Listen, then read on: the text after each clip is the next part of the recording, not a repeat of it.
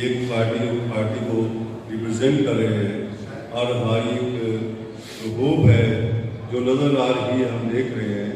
کہ اگر آپ ایک نعرہ لگاتے ہیں کسی بھی جماعت سے، جس طرح ذوالفقار علی بھٹو نے نعرہ لگایا کہ روٹی کپڑا اور مکان مانگ رہا ہے ہر انسان، تو وہ اگر وہ اس کو کام کرنے دیا جاتا، اب دوسرے پارٹی اگر کام کرنا چاہ رہی ہے، اگر کوئی اب آج کے بات کرنا چاہ رہا ہے روٹی کپڑا اور مکان کی، روزگار کی بات کرنا چاہ رہا ہے،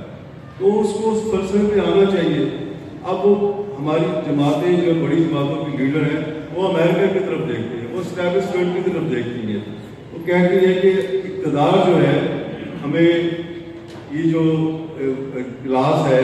جو بیٹھی ہوئی ہے وہ ہمیں دے گی آگے، تو وہ کلاس ہمیں یہ ہمیں اپنا وہ منزل نہیں دے رہی، ہمیں وہ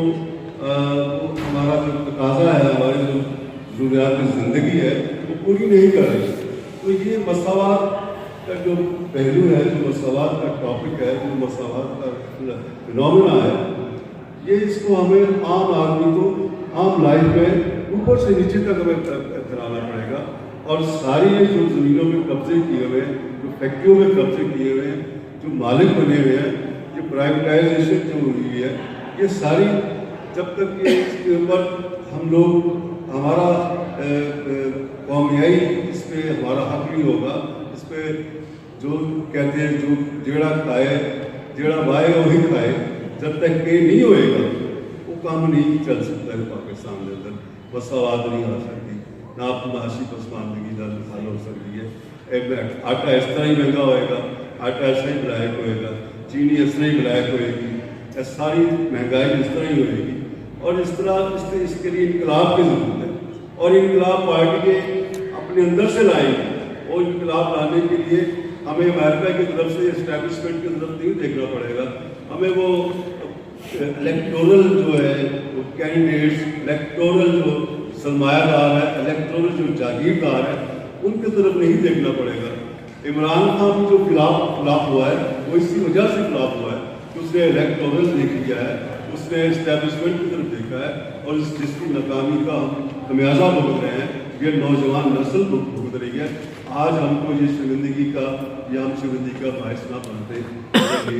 وہ انقلاب کی بات جو عمران خان کنٹینر میں کرتا رہا، جو دوسری سیاسی جماعتیں کرتی رہی، جو لوٹ مار کر کے یہاں سے اب وہاں یو پی میں بیٹھے ہیں، کوئی کہاں بیٹھا ہے، کوئی کہاں بیٹھا ہے،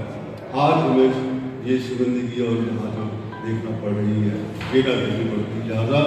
ہماری نوجوان نسل سے مجھے یہی امید ہے، یہی میں ان سے یہ کہوں گا کہ وہ اپنے اندر یہ پارٹیوں کے اعلیٰ کار کرنا بند کریں،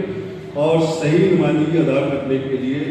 سوشل ڈیموکریٹک جو ایک نارمس ہوتی ہیں، اور جو ایک اسٹوڈنٹس کا جو ایک ذمہ دارانہ